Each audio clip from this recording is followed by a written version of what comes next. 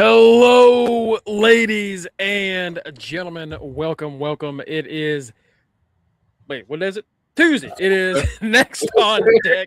It's like, God damn, it's been a few days. Well, thank you so much for joining us. We are back after a little 3-day vacay, courtesy of the MLK Day yesterday. We got a lot to get into. SmackDown was really interesting. Matt, I'm sure enjoyed one part of that hell of a lot.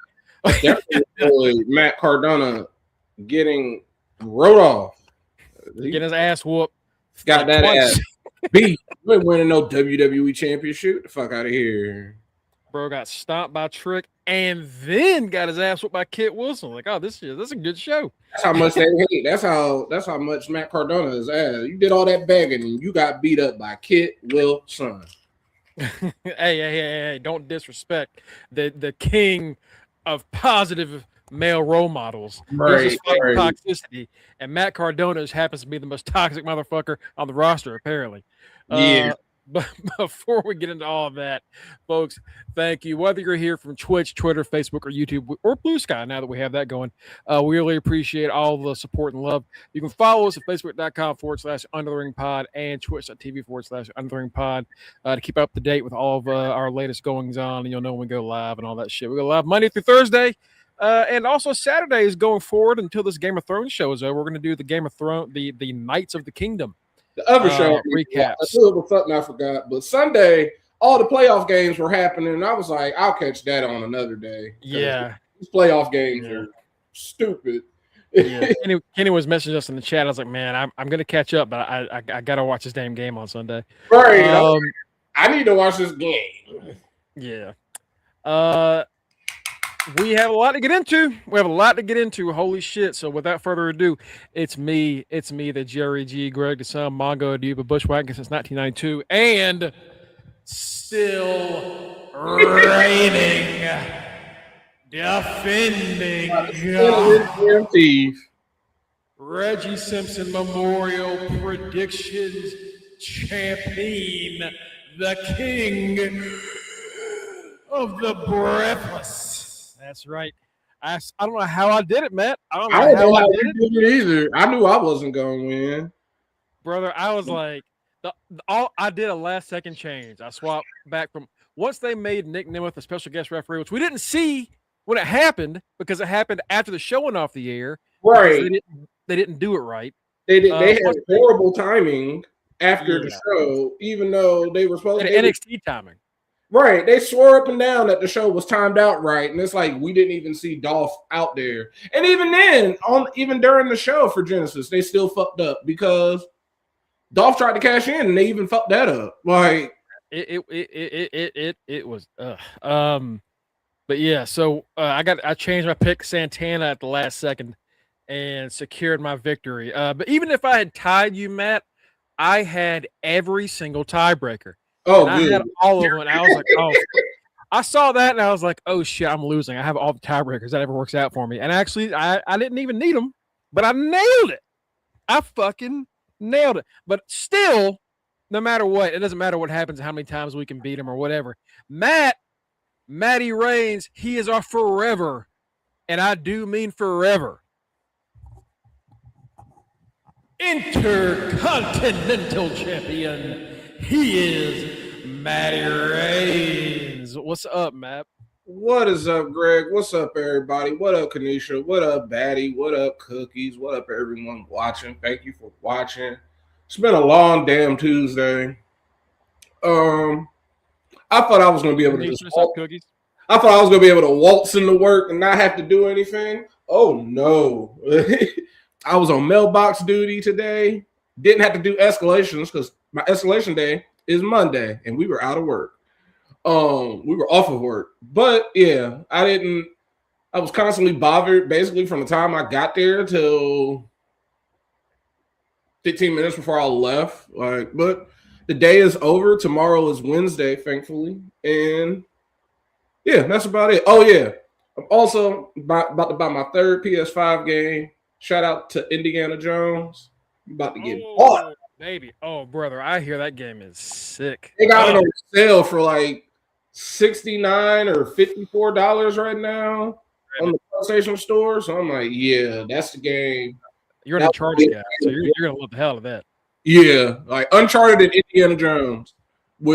And my sports is NCAA. I am good. I still have 400 gigs of memory. I ran out a long time ago. Matt, we got a lot to talk about today. SmackDown was fun.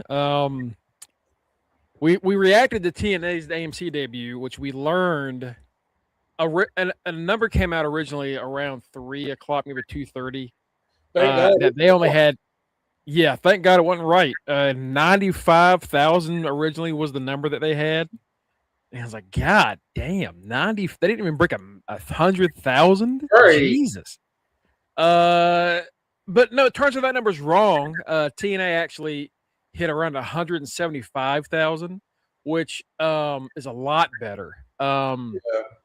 People are kind of shitty about that number right now, and I was upset about the 95. I was like, that's not good. That's bad. 175, Matt. To put that into perspective for you. The show that me, Kenny, and Mike are watching on AMC, the Vampire Show, last season averaged around 200,000. Okay, so they're right. They're doing what AMC Plus expects. Yeah, so that's good. That's actually not bad.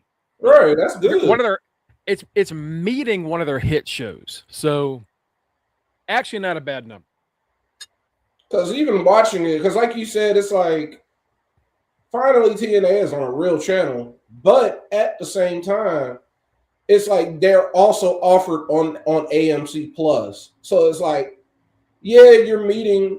They're probably exceeding expectations because if that's just that number is probably who was watching real time, like right then and there.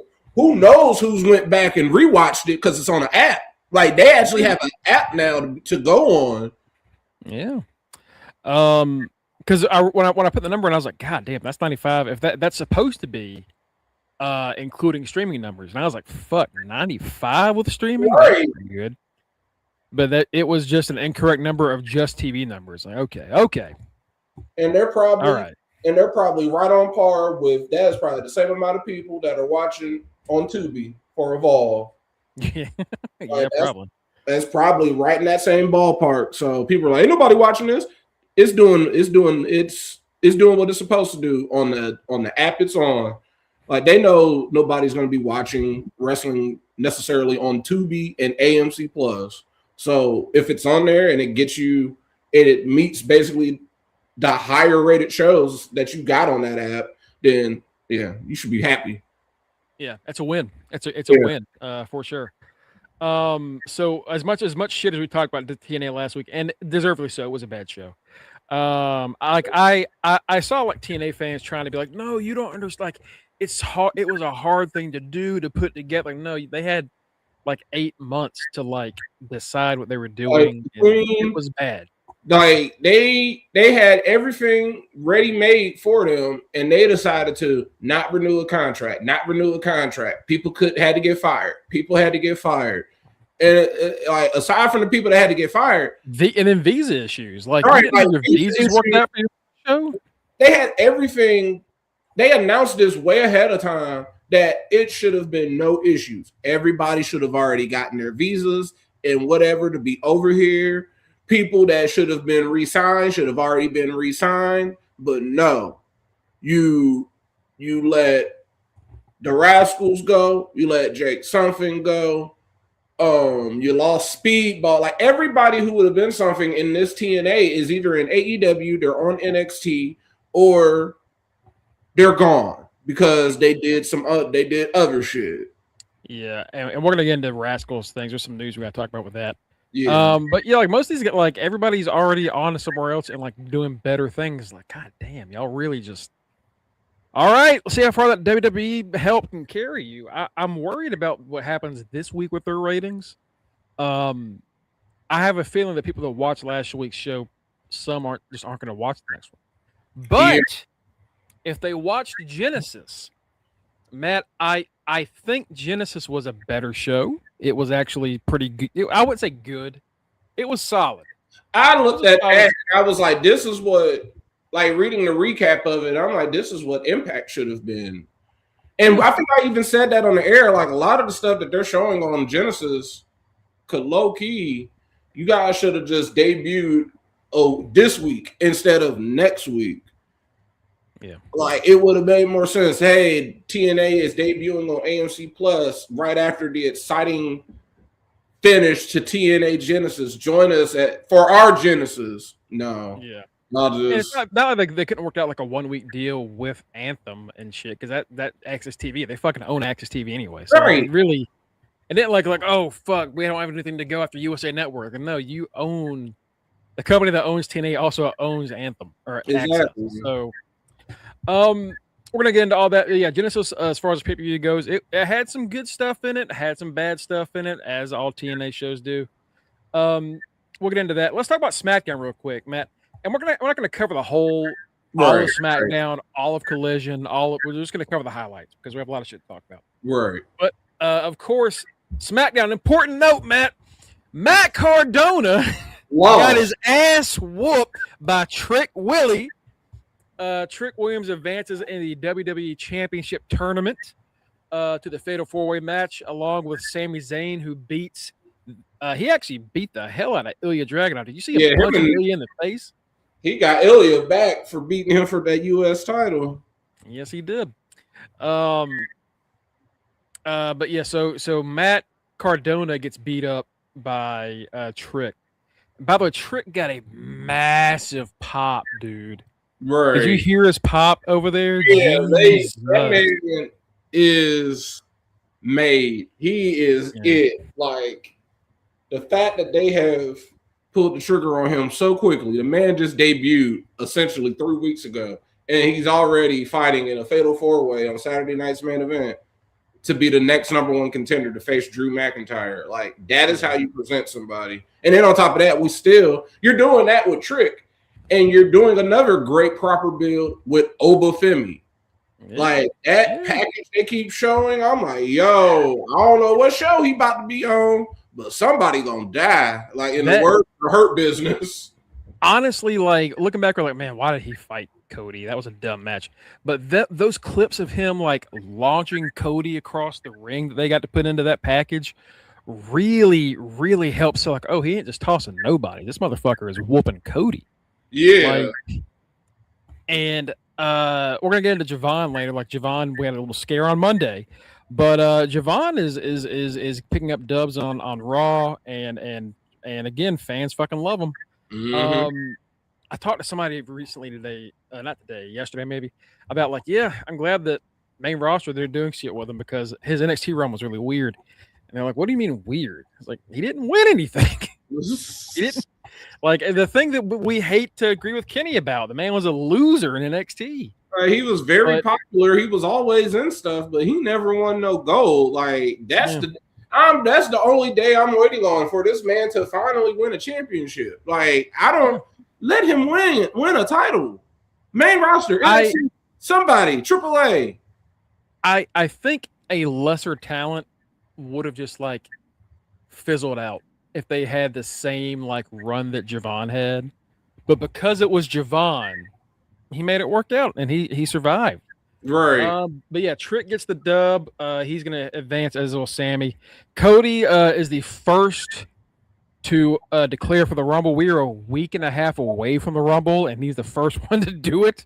The Rumble build has been really bad, Matt.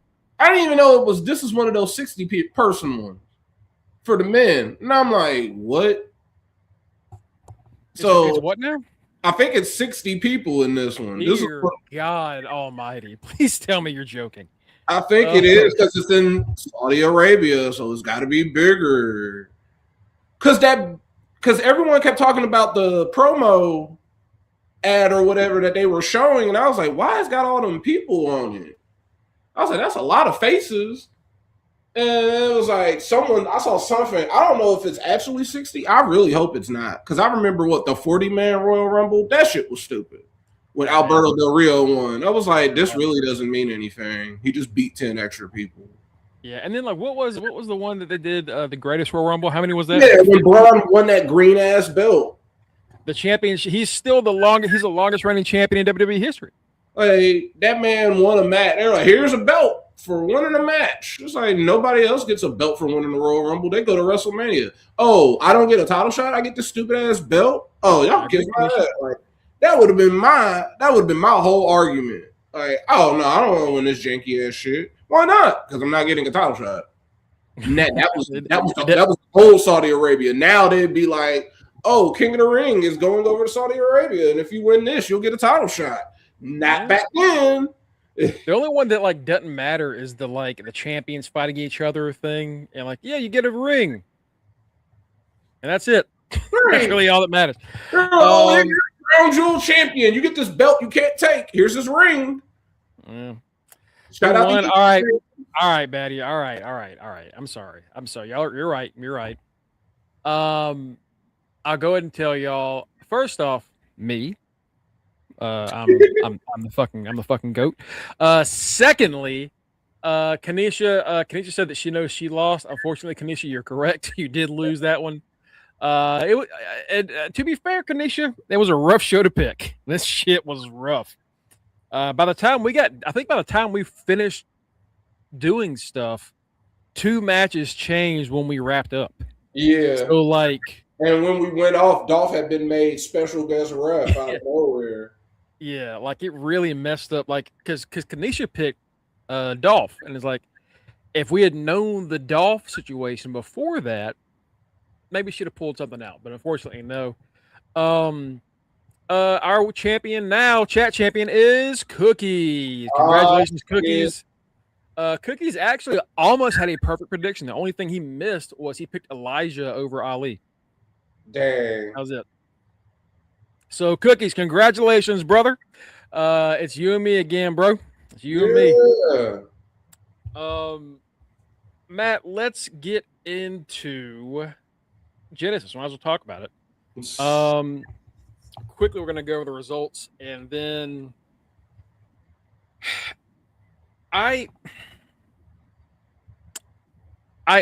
thought this was and like you said, I think some of this would have been better if this, like half of this was on TV. Yeah. I'll be honest. I think AJ Francis had a really great match with Rich Swann. They had a really fun one. People are still trying to shit on him, acting like he's still garbage. Like he's top dollar. Like he's not top dollar no more, y'all. Yeah, no. AJ Francis this might be strong, but I'm gonna go ahead and say it. He's Miz-like, where he came in as an outsider. Yeah, people didn't like him because he was an outsider. He was kind of cringy as hell in his first year and a half. And he worked at it, and now he's like one of the bigger. He's basically TNA's really big heel. And I know when I say this name, it's unfortunate, but it's like, duh. He's what Tyrish would have been if he wasn't so garbage in MAGA. Yeah. Like, he's what the NWA wish Tyrus was. Yeah. Like essentially, like I would put a belt on AJ Francis and be like, he's the NWA champion. I would love to see AJ Francis, like a feud that I would love to see. 2 of the same gimmick on different ends of the spectrum. EC3 versus AJ Francis, because they both about money. Yeah. And you might be seeing that, Matt. Yeah. Because EC3, rumored to be going back to TNA. He's left NWA, which is crazy because he's pretty much the reason that they started doing that like territory deal in NWA again. He gonna go to TNA and pull a Dolph and Macklin.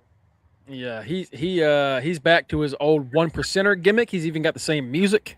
Oh yeah, he's got the hair back. Yeah, he's not going back to NXT. Did nobody care about EC3 because he didn't have a whole name? He was just EC3. Yeah, what happened to EC1 and 2? Who's EC3? Me. Well, what does the E and the C stand for? EC. It looks like we're gonna get EC3 back in TNA, which honestly, for TNA, it's a good pickup. They also got Laredo Kid, which is pretty neat. A really good like high flyer for the next division. People they can get at this point, like Yeah.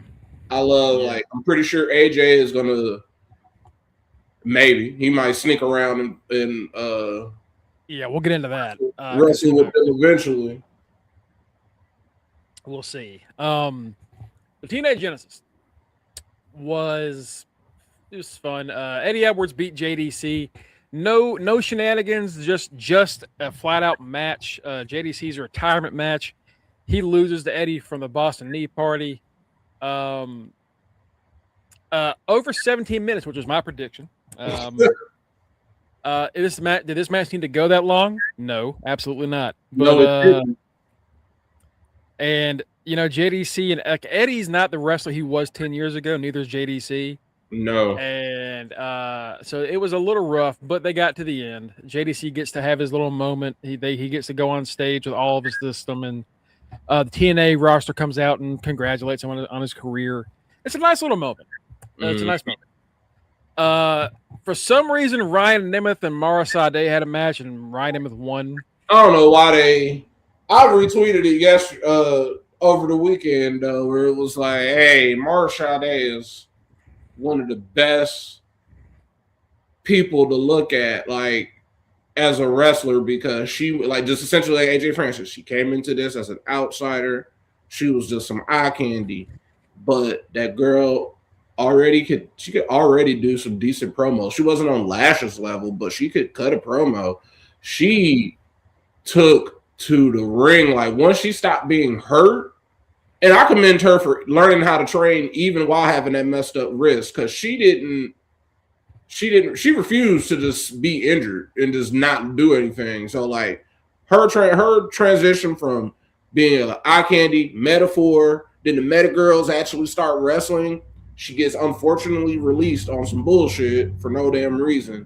But TNA sees the talent with her. So, like, y'all need to put a title on her. She don't need to be losing to no Ryan Nemeth. Like, that is way below her.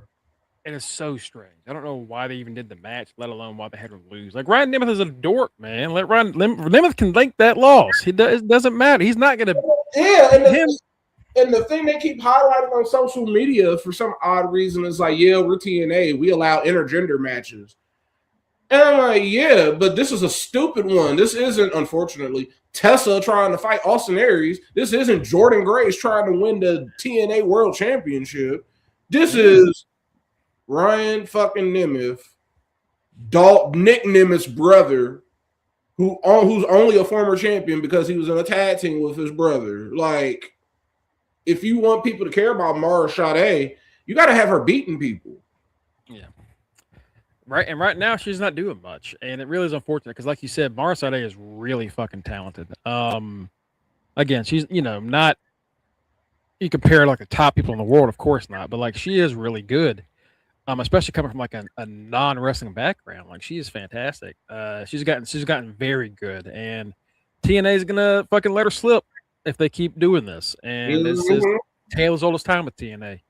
And like you said, like we had Jordan in there during the matches. Tessa, as much as we can't stand her, Tessa did have some great fights with Brian Cage and Sami Callihan. Yeah. They can do them. It's just this was a really dumb one. And especially the way so he gets the win. The next match is the Knockouts World title. Unfortunately, Danny Luna couldn't be here, but honestly, Matt, I think it was for the best because Danny Luna don't need to be losing this match. They needed to do something. Like I treat Zarya like Kenny treats Javon Evans. Like I knew she was gonna lose, but it's like, hey, you need like this is a in case of emergency break glass type of moment. Like let's remember what the hype was about with you, Zarya. Like you came in as this big time scary singles competitor who just happened to look like Jordan Grace, also from Australia. So I shared that promo that she had back in Australia in our chat, and I was like, oh, she can actually like talk shit. It's like a big heel. Yeah, like they've been literally holding her back, having her put in this tag team with Soul, I guess, to give Soul some seasoning. Ha ha ha ha. But yeah, it's so not like it's like what Mike has always been saying for months and months. in years at this point. Hurry up and turn. Like, one of y'all need to turn because it's holding both of you back. One of you needs to be a heel and one of you needs to be a face. It's becoming ever more apparent who it is. Like, everybody else knows who needs to turn heel. Yeah. HBK don't. One of you is a natural face. One of you is a natural heel. And Right. I don't know why we're wasting our time. Like, your interest even presents that. Yeah. What No. Yeah. It's like, what the fuck are we doing? Like, we got fucking Slayer and then the Beach Boys. Like, what the fuck are we doing?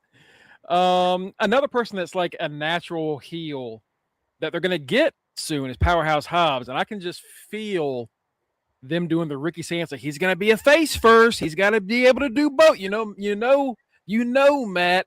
You know, like you've pointed it out first and foremost how NXT works. You got to have a heel and a face run now, and no, you don't. Like, No, you you don't. really don't. Like, that was Oba's issue. It was like, why is Oba showing up? Oh, Oba is the champion. And the only thing I noticed, it was like, why is Oba here? And I'm like, Oba's a dick now. Yeah. Okay, he's just being, even though it was like he's already been a heel. Because he fought Tony D'Angelo. That's what pissed me off. Because it's like, you fought Tony D'Angelo and lost. Because you were like, you can't beat me, little man. He beat you twice. Yeah, Oba was like one of those guys. Like, see, you don't have to be a heel or a face. You could just be a monster. Like, it's y'all are really just getting. It's so weird. Anyway, brother, way to fucking it will kill us. It will kill the momentum. It will. Laying Lee beats Zarya. No shocker there. To retain the Knockouts World Championship. The Hardys beat the Righteous. The Righteous, who were not yet signed to TNA, but are now. Oh, I'm gonna say, I don't blame them at this point. Like, hey, them people don't like you. Try and get out of your contract. I think if I was them, I would have like, is there anybody else that wants us? Because these fucking fans, these fans don't fuck. These TNA fans super don't want us. Like, can we come? Hey, Tony Khan, you got some space for us back in the Ring of Honor, or like somewhere, anywhere, New Japan. Y'all need a new faction? Y'all know y'all do. So, like, here is the match that pissed me off, and we really should have seen this coming because it was a WWE person in the match and it wasn't for a championship. Right. Joe Hendry versus Cedric Alexander versus Moose. Joe Hendry wins when really it should have been said. Sid just signed a new contract. That match confused the fuck out of me because I said it on Thursday. What are we doing with Joe Hendry? Is he getting a call up? Is he on NXT? Is he still in TNA? What are y'all doing? Yeah. I really don't know, man. Like I'm not even excited to see him anymore because it's like, oh, it's him. Say his name. And I don't care. What are you doing? Like, most of the time, it's like, what are you doing here? Like, what is the point of you? Like, Trick showed up and instantly made sense. Yeah. Oba made sense. When he was on SmackDown for that thing with the Miz, we were like, perfect starting feud. Cool. All right. He does Miz and we move on. And instead, that was it. That was the end of it. And it literally did what I said. Everybody said, oh, he's getting a call up. And I'm like, I don't think he is. I think they're just tagging him in because it's the holidays and people aren't at work. Speaking of motherfuckers that ain't at work, ladies and gentlemen, he's not at work now. He's here. He is not a champion, but he is the goddamn main event. Damn right. Main event, Mike Ciampa. What's going on, Mike? You here to celebrate my fucking victory? Fuck no. The fuck? Hell no. Why would I do that? It don't matter how high or drunk I am. I'm never, ever gonna do that. I will find it within my soul to sober up and be like, fuck. Celebrate Mongol championship. He can kiss my ass. That's how what Mike just said. I'm sorry for all you fans. That's exactly how I feel about your national championship. Fuck y'all national championship. I don't care. But Matt, it's in the Big Ten. That is not a team. I don't care. Now I see why people. This is literally the real life equivalent of one of us getting some booty meat ass team on NCAA and winning the title. And instead of us like, yeah, I did that, we're like, hold up, this is real. This ain't funny. This ain't funny. What up, Tanisha? What up, Batty? What up, Cookies? Because like when I won the national title with LTU all them years ago. In real life, if that happened, they would be shooting me. They would be like, he broke. You know what? All allegations. The NCAA would have thousands of allegations put up against you. Oh, dear God. More. I didn't even talk to no white girls. We saw you near one. That's all right. You were 15 feet away from one back in that when you were in that subway. So get your ass. No, the thing that's the SEC-ification of college football, which we're going to get into in a second. Also joining us, well, he didn't win on Saturday, but he is still the Are You Fucking Serious Wrestling Trivia Champion, Kit the Rich Dick Fairbanks, aka Kenny. What's up, brother? It's fucking freezing out here, man. That's what the fuck is up, yo. It's colder than a motherfucking polar bear's toenail out this bitch. That's what the fuck is up. And I was telling Greg was like, how you feeling, Matt? And I'm like, I think I'm getting sick. So as soon as we get off of this, I'm gonna make a hot toddy. I'm gonna go to Kroger or Walmart and buy me some more medicine. And I'm about to just get super medicated. Because I know I'm getting sick. I'm not hungry. That's how I know I'm getting sick. Because I'm like, yeah, I don't really care about eating anything at the moment. I just want to lay down. I'm like, we're gonna get some. It's fucking 10 degrees out this bitch with the windshield right now. It's colder than a fucking baby mama in child support court. It's fucking cold out here. God damn. What up, bad Cookies? What up, Kenny? It's fucking cold, yo. Cookies, what the fuck? I thought you and me. What the fuck does that mean? What the fuck? Hey, he said, fuck you. See how it is. See how it is. It's fine. Whatever. I'm not upset about it. It's fine. We're talking about Genesis, which man, fuck that show. It was a better show than the AMC show. It had to be like it couldn't have been worse, and it had to be better. Right. They had less production problems. Still timed weird. Like me and Matt were talking about the timing issues of the TNA show with the special guest referee shit not being shown on television. Right. The Genesis show is still kind of timed odd, and they still made some weird decisions. Like Joe Hendry winning that fucking triple threat didn't make any goddamn sense. Not one bit. Like Cedric just re-signed. Cedric should beat Joe, and you don't pin Moose. That's how that goes. That's why they right to what I said before y'all came on. Joe ain't getting no call up. Yeah, what the fuck is up with Joe? And I guess we'll figure that out at some point. Main event was Santana and Kazarian in a Texas death match, meaning that you pin your opponent and then you got to have a 10 count. Which is fucking retarded. What? Yeah.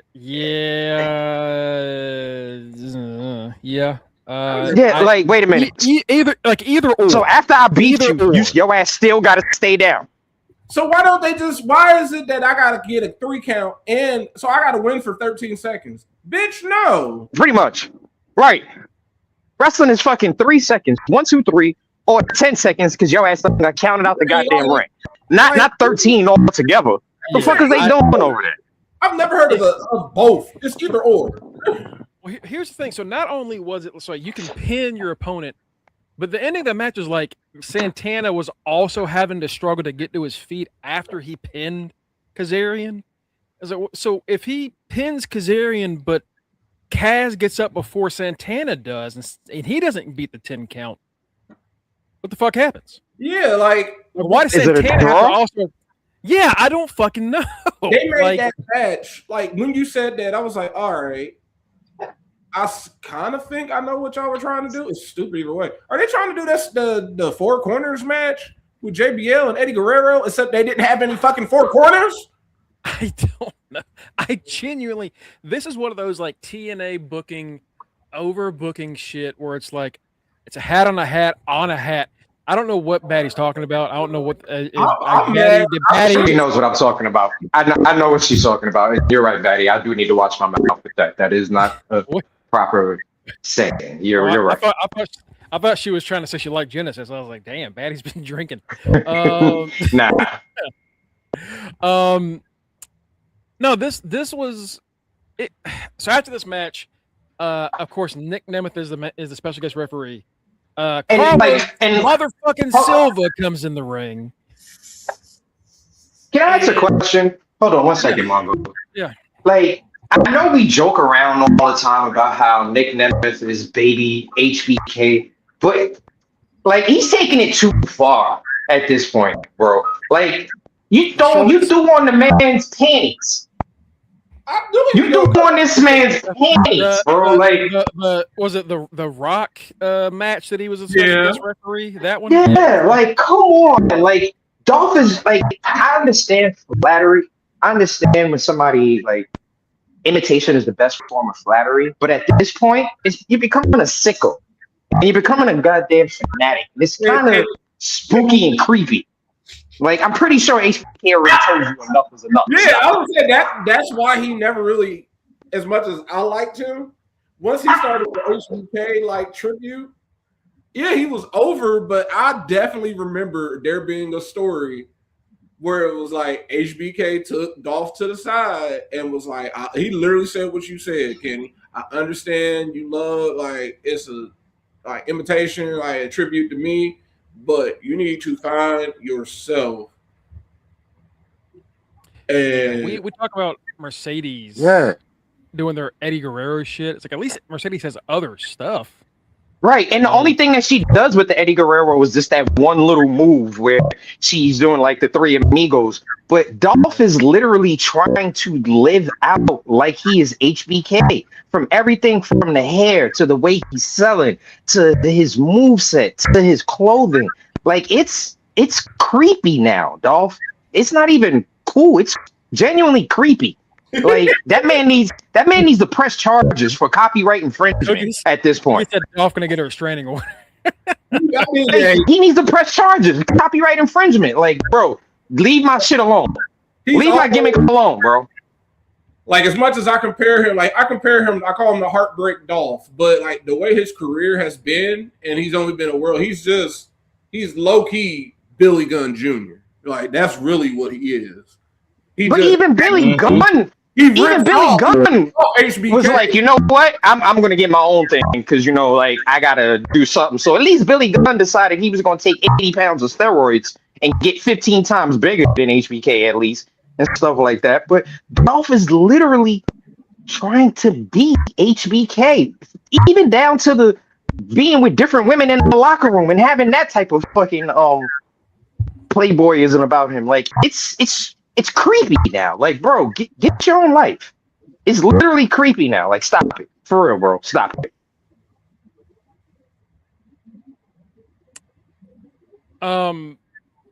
Yeah, so that was Genesis. It was better than the AMC debut, and luckily that number for AMC was better than the original one was earlier today. Right. But for the people that like only watched the debut and didn't watch Genesis, how many of those people you think are gonna come back this Thursday? Probably a 10%. Like, it's gonna be a bad drop. It's gonna be rough. What needs to happen though, honestly, with TNA, Margo, they need to stop beating around the bush and push AJ Francis, because at this point, AJ Francis is literally their best fucking worker. Yeah, we are. Kenny, me and Matt were just fucking saying that. We were like. They like AJ Francis. Matt brought up the point that people were still like, "Oh, it's AJ Francis, still flop dollar." That motherfucker has improved so much. Like, he is genuinely one of the better big men in wrestling today. Like, he is one of their overall, period. Right? Yeah. As much as I've been anti TNA with this new regime, I must say. We saw it with Naomi, and we've seen it with others. When you go down there, they will let you get your shit off. They will let you perfect your craft. And to y'all point, Top Dollar, AJ Francis, yeah, he is definitely. When I see that motherfucker on TV, hey, he got my attention. He has my attention. He has the character, and he's definitely improved in the ring. Like I could act like, and they should at some point just put the belt on him. Put the belt on him. Yeah, why not? He's earned it. He's earned the right Who to else have you that gonna put it belt. on? Right. Who? And that's the other thing. Who else? He's literally the most dependable person for them. Yeah. Who else? Aside from Same Moose, like it's Moose and AJ. Yeah. And overall, like besides him being a good worker in the ring, he's definitely their top heel for the fucking company. Like Oh, everything, everybody hates his ass. I swear to God, we said the exact same thing. We're like, he is their top heel. 500%. Like he is. Like it's not Frank, it's not Dolph, it's Nope. AJ Francis. AJ is their top heel, and he's and he's a great mic worker, man. Like he's genuinely so good, and it's crazy to think that Dollar became what he is now. But props to the motherfucker. He has really I compared him to the Miz earlier as far as like someone that came from out of the system, that was an outsider, that had like a weird 2 years of like awkwardness, and he locked in, and now he's quickly become a not only just in TNA, he's like a really great independent person to have on your indies. Like he has genuinely become one of their best talents, which is why when they re-signed him last year, we were all like, yeah, no, that makes sense. That makes a lot of sense, actually. I think we wouldn't have had this issue with AJ Francis, Top Dollar, if he would have came up in NXT first. The way he got presented to us on the main roster as being like Swerve's rap bodyguard, threw it all off for us. So we were all like, okay. How long was Swerve's group in NXT? It wasn't even a year, was it? It was like They 5 months. because If that. it was Swerve as the leader, and then they decided to do that switch up once they got to the main roster, talking about we're gonna make Top Dollar because he's big. I want to make him the guy in this group, and it's like that's too much too soon. He's just He ain't ready learning, for it. y'all. But now he is like now if he goes over to WWE, like he's gonna be a big heat getter. He has learned so fucking much since he left. It's genuinely he is you have to give the guy props. I can't stress enough. All the shit we talked about him when he was in WWE, take it all back. That motherfucker worked. yeah. You know what though? Here's the thing. Everybody's making fun. Everybody was talking shit about Top Dollar literally because of one move. And honestly, if that move didn't happen, this dude probably would be in the hospital. Because of that move happening, he found out he had a health issue that he had to fix. Because his feet couldn't get off the floor. I forgot all about that. Kenny, that is true. You're right. Yeah. Because he even retweeted that, like, y'all still getting on me about this, but I was literally dying and didn't even know it at the time. But he was like, but carry on talking about me, though. Right. Like, if that one flop wouldn't have happened, he would have never went to the doctor to find out, oh, shit, my diabetes is acting up to the point where something is going on. I can't get off the ground.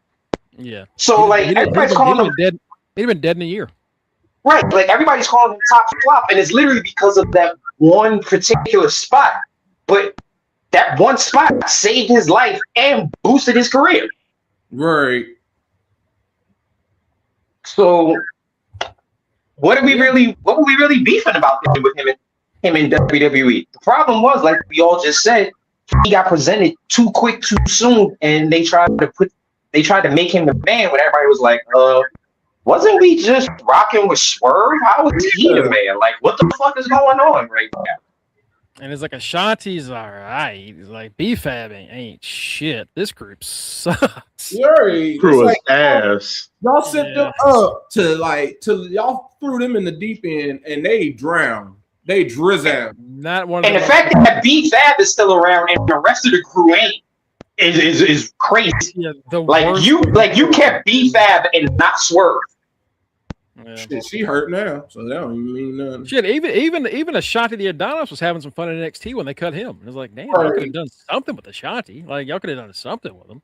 They had my boy Ashanti chasing white women. Yeah, no bunny hunter. The bunny hopper. Right. Now he's diving like peep this. Like, yeah, man. Like wrestling fans have got to stop being assholes about shit like that. Like, really, Kenny, I think that's a great point. Is that like this one moment that people mock him for saves his life, and ultimately boosts his career into what he is now. If they don't put the belt on Top Dollar within like the next year or two, I would fucking leave. I'd get the fuck out. Like, Yeah. Right, because what did he have? You're almost better than this at this point. You're really fucking better than that. Like, because what did they give him? The Digital Media Championship at one point? Digital Media belt, which isn't, I don't even think is a thing anymore because they replaced it with the international title. Right. On him. I'm ready for him to win the X Division Championship. Bro, yeah, well, let him have that and like have that little like Joe. Not that he's like Samoa Joe, like let him have like a Joe run where he just like beats the shit out of the smaller guys. Yeah. Well, and also with the whole internet thing, Mongo, and we've said this time and time again, a lot of these wrestling fans were fucking bullied growing up, so they take the time now to get on social media, and now they want to be the bully and they want to be the troll, so they get on there and be vindictive towards wrestlers because they were the ones getting picked on time and time again growing up, not having a backbone, not having the ability to defend themselves. So now they feel like because they have this social media platform, they can talk an unlimited amount of shit. Yeah, knowing that they won't have any repercussions. And the thing about it is the people that always are talking about the most about, oh, he sucks this, he sucks that, have never been athletic a day in their fucking life. Knowing damn well they can't take not one power bomb, not one fucking slam. At least with us, when we're talking about wrestlers, we're talking about their actual stories. We're not talking about, unless somebody is legit just bad inside the ring, where we can see it and it's like, oh, but they need to work on that. Mm-hmm. Most of the time, we're talking about their stories and development as a character. We're not talking about their actual athletic ability because I know damn well for a fact, neither myself, Mongo, Matt, or Mike can get on a top rope and do a fucking 450 fucking splash. Okay. For example, I hated Eddie Ford, but I didn't hate Eddie Ford regarding anything personal. I didn't like his character. I said it from the start. Nothing he did made sense. I was like, why are you a Native American DJ who like you do rain dances? Like that? No, that makes no sense. Or just like Sailor Moon, like that girl, whatever, Saray. What the fuck is that? Yeah.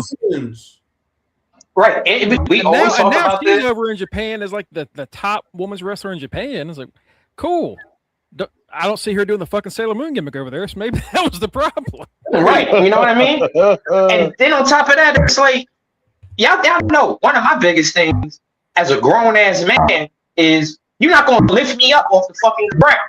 So I know I ain't going to be a fucking wrestler because I refuse to be fucking picked up. I'm a grown-ass man. So there's no way I'm going to say anything about anybody within the square circle because I know I'm not running those ropes. I'm not taking those bumps. I can't talk about that. What I can talk about is if the story is boring, if I'm uninterested, I can talk about that. Perfect example for Kenny is Javon. Kenny, do you think Javon is a bad worker?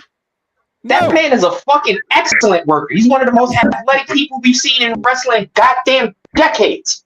But do I think he's a loser because of his stories? Absolutely. That's the difference.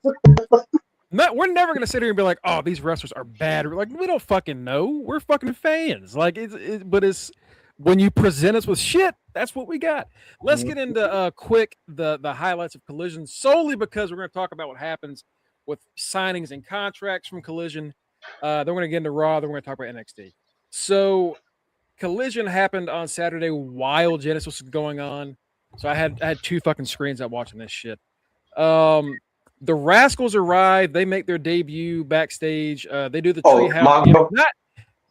Mongo, and yes, I was switching back and forth for wrestling because Saturday night, as we all know, my 49ers got the shit spanked out of them. So yeah, football was the last thing on my fucking mind. Brother, you needed a distraction, is what you needed. Okay, my 49ers got the monkey shit beat out of them. Kenny needed something to distract him from that hill. That's what he needed.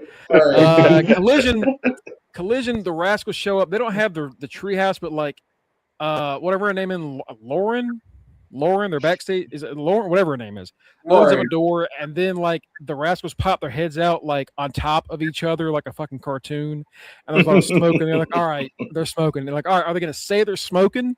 And then Des goes, yeah, sorry, no, we were just smoking. It's like, oh, they just fucking said it. I told you. Why not? Yep, let's get it, baby. Let's let the world know. Kush is king, baby. Let the world know. They say that, yeah, Myron, Dez, and Zach Wentz are all there, and no Trey. We're gonna get into that in a second. They talk their shit. They're going to take over the tag team scene, maybe the trio scene, and there are a lot of singles belts they can all get into. Myron Reed came off as like kind of not the leader, but the more serious one. Yeah, it appears that AEW wanted Myron Reed most of all out of all the wrestlers. And well, he's the youngest one, so it kind of makes sense that he's like the one. They're like, we're going to focus on the younger guy. And he's the tallest, isn't he? Yeah, he's the fucking tallest. Right, he's the youngest and biggest, but and he can flip. Pause. Yeah. Pause that. He's the tallest. He's the tallest, youngest and tallest, and he also flips with the best of them. Wentz says, "Yeah, we're going to take over this division. You're going to see, smoke him if you got him." Like, that's a good line. And then Dez goes, "Hey, you want to join us for a little session?" The girl goes, "Guys, I'm working." And Dez goes, "Sorry." Bravo, bro, ladies and gentlemen, the Rascals. Like that's right. I was like, that's all I needed. That's all. I mean, he ain't saying nothing different. It ain't like none of us don't do this shit when didn't go to work. Right. So like, I'm on edible number 2 right now. I'm fucking. I'm rolling up as we speak. Exactly. The great thing about them being on AEW is that they are going to put a heavy emphasis that these motherfuckers are stoners. Yeah, bro. You're gonna get every weed reference known to man with those fuckers. The one thing I will say though is they better be careful when they do that shit in the state of Florida, due to the fact that Florida is still giving out fucking 5 years for a 20 bag of weed. So they better be careful with that. Yeah. South Carolina's also kind of backtracking on their stuff now, so I would also be careful in South Carolina. But I was saying in our chat, like I see like AW fans are like they don't want to see the weed, but like what's wrong with the weed gimmick? All of y'all motherfuckers smoke weed. Like it's nothing wrong. You know what? You know what's wrong with weed? Because you know why? Cokeheads think they're better than weedheads. That's why. Like, that's what the problem is. Your most popular dude is talking about getting drunk. Like Hangman, his whole gimmick for 3 years was being drunk. Like, it's okay to have a drunk gimmick, but you can't have a smoking weed gimmick. Get the fuck out of here. You know what? Because those. I'm gonna be honest with you, Mongo. I'm gonna be honest with you, Mongo, and it does have something to do with racism. The fact that weed smoke is considered the poor man minority drug, where alcohol, cocaine are considered the rich white people stuff. You hear more about the rich white guy being an alcoholic, losing his wife and his kids and his house and all of that. And you hear more about the cokehead rich white guy, jumping off the shit. And you hear about the poor black dude that lives in the projects that smoke weed. Yeah, he gets by every day. He goes to work, but you know what? He smokes weed. He's a bad person. It's all racially motivated, brother. And that's what it is. On top of that, AEW stands just complain about any and every fucking thing. They're just mad. There's no reason for them to be mad. It's the same gimmick. That's why I said it last week. Like, the only thing I'm looking forward to is they're going to be able to talk about weed actually instead of beating around the bush like they did in TNA. Like, yeah, they were in the treehouse. Wink, wink. No, they're in their locker room. A cloud of smoke came out. They said, "Oh, I'm working. So are we. Come on." Like, all right, go ahead, put it out there. These dudes are going to be exciting and high. That's about. Now, let me ask the question: would AEW fans have a problem if Riddle, when Riddle was at his height, when he came over with his bro I bet thing? the fuck not. I bet the fuck not. They didn't have a problem with Rob Van Dam. No, yeah, like Rob Van Dam brought his fucking papers out. Like, what the fuck are we doing? Before we go to the other half of what's important on Collision, so the reason Trey Miguel wasn't there is because WBD brought the hammer down and cut him. This is the Jay Briscoe effect, where Trey Miguel said something not great online 4 years ago. The issue is he was talking to David Starr. Now, if y'all don't know who David Starr is, chat and my boys here, David Starr was a wrestler that was really getting big on the indie scene and the UK scene. And Who happened to be gay? excited. And what happened was David Starr ended up getting hit In on that the Me Too segment, in that Me Too stuff. Oh yeah. Several people came forward, calling him out for several things. Afterwards, he of course did the Joey Ryan thing of, "Oh, I'm with God now, so everything's fine, and y'all should forgive me." Shit. But he was talking to David Starr, and he said some words that he shouldn't have said. And when it happened, he ended up apologizing then when he got called out about it. Discovery doesn't forget nor forgive. Trey apologized then when it happened, because like once I was like, "What the fuck is this about?" and I saw it was about David Starr. That's when I remembered it.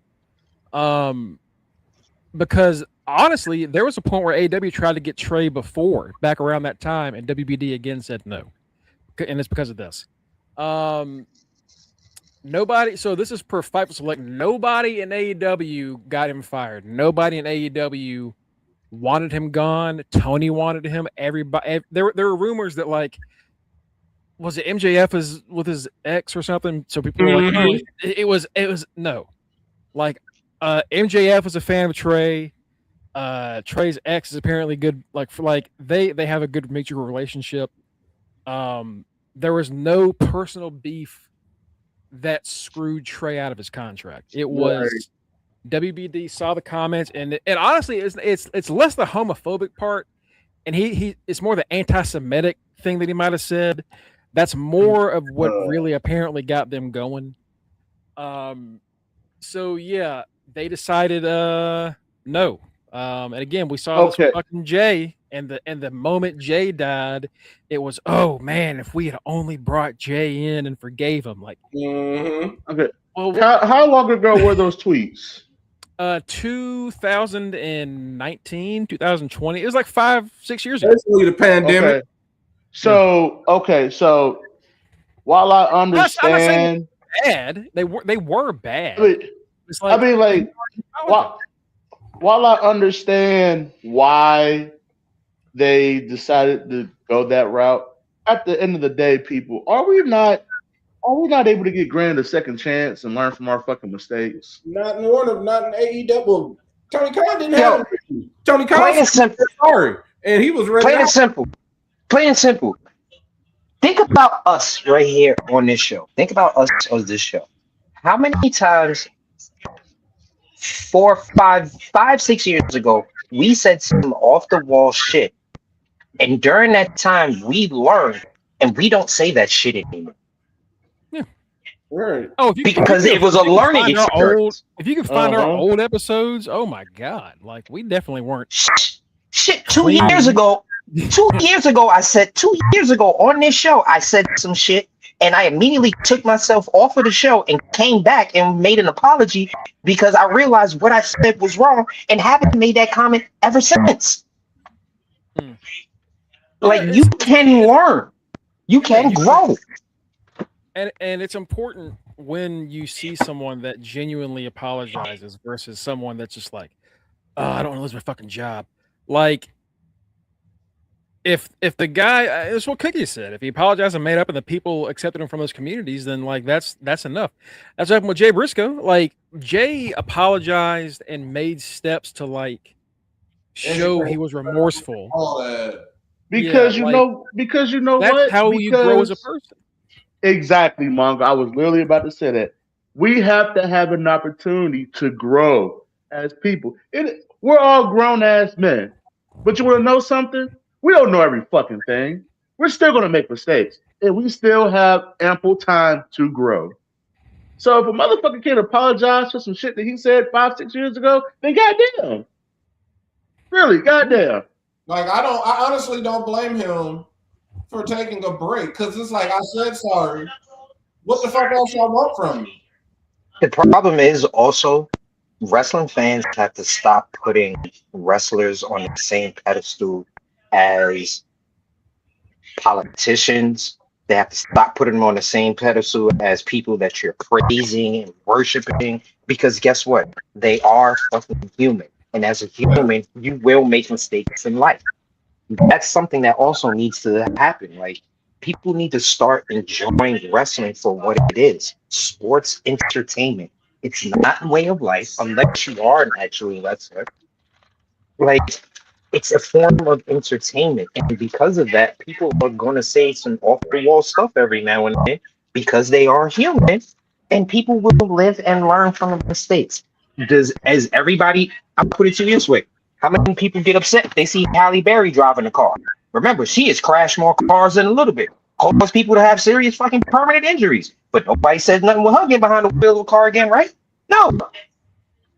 So, like, come on. You have to fucking give people grace, like we've been saying. Like, you're gonna make a mistake. You're gonna learn. TNA is giving somebody grace. What the fuck is wrong with you? AEW, Warner Brothers Discovery. Tony Khan is giving this man grace. He's like, it's died down. Because I saw what he said. I'm like, you said, I'm like, all right, he's young. He sounds super young saying that. It's from 2019. He's not even 30. So he literally was probably in his mid. He was like, what, 24 maybe? 24, 23? Yeah, like, he's still a kid. That's the mindset. I expect someone 24 or 25 years old. Like, that's a college. That's something that what he said is what I expect someone mad that's a college age kid. Like, I'm pretty sure some of the Miami fans yesterday said some off the wall type of shit about Indiana when they were losing. Oh yeah. Oh, you know they did. Right. This is also from Fightful. They reached out and spoke to someone from WBD, and they said, I can't speak to the validity of the rumors, but I can't say I agree with the decision if this is why we released them. If it were an unhealthy pattern of behavior, that's the cause for alarm. But that does not seem to be the case here. So this is the one and only thing they found on Trey. And they're like, that's enough. Get his ass out. Yeah. One strike? One strike. One. Even California. Even California gives you 3 strikes before they give you the fucking death, before they tell you you're in there for life. Larry got punched and he didn't even get fired. It just sucks. TNA got Tessa Blanchard walking around their fucking locker room, and she done call every black person in there a goddamn monkey. Like, so, do y'all think, like, we've seen Trey on shows that were like pro LGBT shit. Like, I don't think Trey's homophobic. I don't think Trey's anti-Semitic. Right. He just had a bad moment. Yeah, that's all it was. Like, and he has friends in the business. Like, the other that we talk about that like got caught out for their shit, they have people like fucking Tessa. Half the fucking wrestling world was like, yeah, she's a fucking like they were all over her. But with Trey, did one fucking wrestler be like, yeah, Trey sucks? No.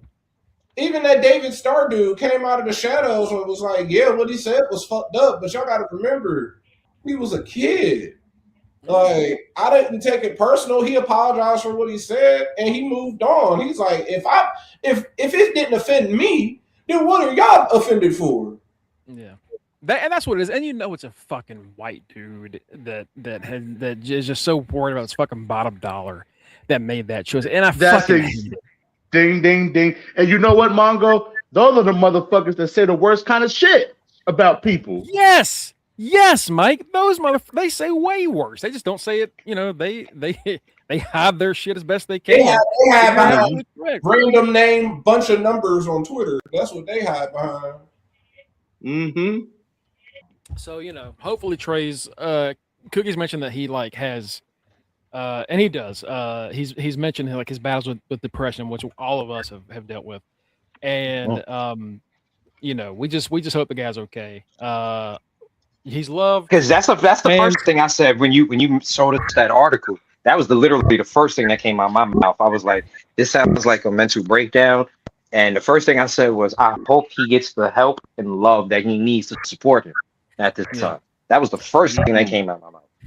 Yeah. Because Yeah, that's hopefully he immediately does. what I thought. Hopefully he does. I mean, yeah, it's one of those things where you're just like, man, this is a guy that I don't want to wake up tomorrow and like learn that like this is, you know, like Right. Because of some shit that people can't get over. And the sad part about it is, it's stuff like that that does cause people to go to the extreme if they are having mental battles. Something where they thought they got over and they thought people forgave them, and then something like this pops up where this is damaging not only his mental right now, this is damaging his overall livelihood. This is the way this man makes money. You're right. Yep. So now he's And- thinking, oh my God, I ruined my chance to make money. You don't know what that man has going on in his personal life. He could be like, oh my God, how am I going to pay my bills? They were getting ready to... Shit like that can cause somebody to go off the deep end. And instead of giving him a chance to even explain or say something, you just fire him. Mm-hmm. Like, just gone. Because Like, he was that causes- backstage at Collision when they did that segment. So like he got fired as they were doing it, which is really fucking horrible. Like it's fucking and honestly, looking at this, I don't think we learned a goddamn thing from Hana Kimura. From y'all remember Hana, the Japanese wrestler that killed herself because she got Yeah. bullied by her fucking fans? Yeah. Like, right. and we were all like, we got to be better people. And we got to remember that these are people too. They're not just like random things that don't have feeling. Like we're all human. And every fucking year, somebody gets driven off of fucking social media or whatever, has to go into hiding because fans won't shut the fuck up. And that's really what all this is. Trey, at least with Trey, it doesn't seem like it's a fan thing. It's just some dickhead in WBD. But like, Mm-hmm. be good to people. It's just some asshole who decided to cast stones when they have no fucking right to cast any stones. Right. I always feel like when it's something like this, they have a personal vendetta against the person. I got a feeling either that particular person's wife or daughter saw Trey Miguel and thought he was cute and was like, "Oh no, I can't have that. Get rid of his ass." That's what I'm going with because it makes no sense. One incident like that where he apologized and like Cookie said, the community forgave him. And at top of that, the person that he was talking to, who was part of the community, said, "Nah, we cool. Everything is good." If the people you're offending are saying it's okay, we forgive you, why can't everyone else do that? Yeah. I mean, that's really, yeah, Kenny. I mean, that's essentially, it's like there's been no repeated occurrences of this ever happening. He's not Tessa. It's like, oh, he said that one time, he apologized, and he's been going about his business since then. So it's like there's no reason to say he can't do it. Perfect example. He called this guy for being a They- fucking predator and went a little far with it. That's literally all it was. That's literally it. And then on top of that, it's like perfect example, Big E. Everybody, oh, I hate Ridge, I hate Ridge, I hate Ridge, I hate Ridge. The minute Big E got on that fucking social media and said, "Look, stop hating that man. Shit happens. It was a freak accident, and unfortunately, I was part of the accident. Let it go." What happened? People stopped talking about that shit, and then Ridge hurt himself the same exact way. And people were like, "All right, this motherfucker just don't know what he's doing." Right. But overall, the blame stopped because the person who was affected and affected the most said, "Hey, I forgive him." If we're all supposed to be made in God's image, no matter what God you believe in, one of the biggest things in all religions is forgiveness. Yep. So you mean to tell me, wrestling fans, you are above whatever God you decide to praise that you can't forgive? we gotta roll because we got a lot to get into, and NXT is only 18 minutes away. But I'm sure we're gonna be talking more about this on Thursday. I guarantee you we're gonna hear more about this on Thursday. But yeah, just be good to yourselves, and more importantly, be good to everybody else. Like, be good to each other. That's the thing that we need to just be better at as a community. The other thing happened on AEW was, and after this, we're gonna do the NXT preview. Then we're gonna go back to Raw because I don't know if we're gonna be done by the time that happens. Hangman Page and Jet Speed win the trios titles. Kevin Knight gets the pin on Hobbs to get the belts, and this is Hobbs' last match. He is already off the internal roster and the roster on the website. And damn, they did Hobbs super dirty. They said, "All right, nigga, you leaving us? You leaving us, motherfucker? Your big ass take the pin from the smallest motherfucker in the ring." Then did you want to leave? Yeah, I'm wondering if like on Dynamite they're gonna do the whole like he lost our belt so we beat his ass thing. I wish they would pull that fucking line, because then everybody on the internet gonna be like, "Now Hook, stop lying. You ain't beat nobody ass. You know damn well that you ain't fuck up no Hobbs." We let Hook beat up Hop. No, he didn't. No, he didn't. No, he didn't. No, he did not. Hell, the way they've jobbed Shibata out for the past year, if they're like Shibata took out, no, he didn't. Right. No, he didn't. The only person that can take him out would be Samoa Joe, and Joe ain't even doing that.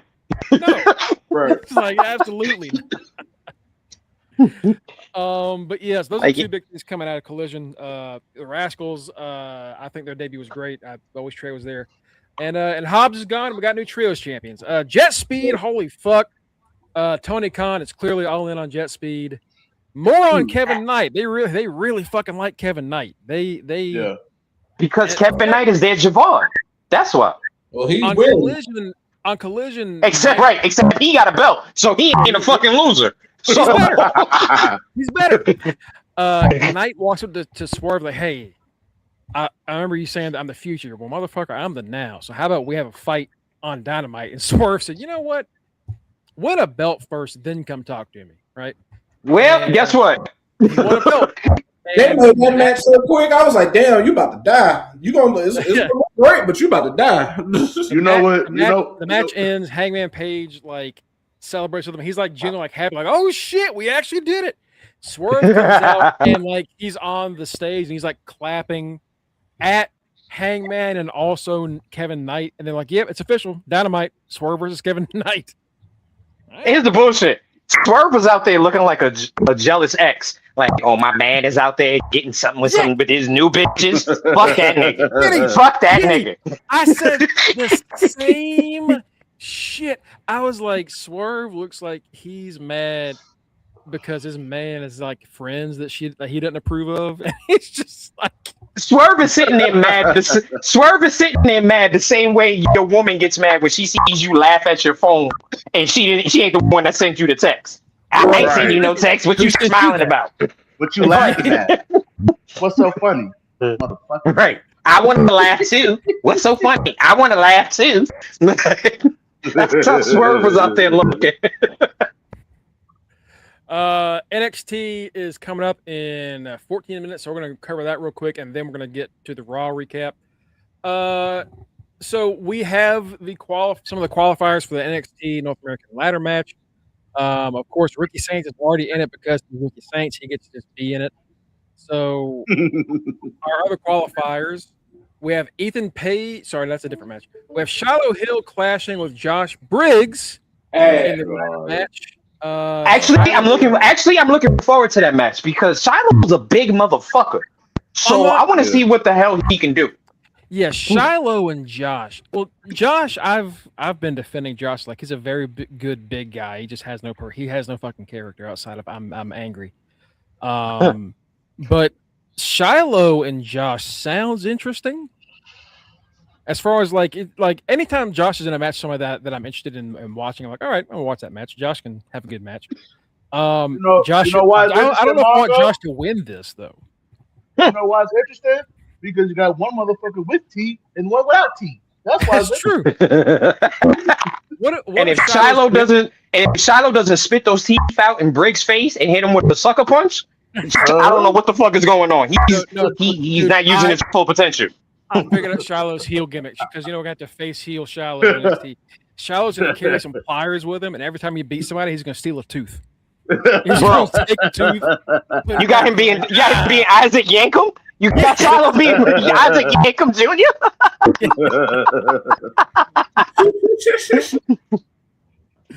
And then, Shiloh Yankum. that sounds like a disease. It Yeah, it do.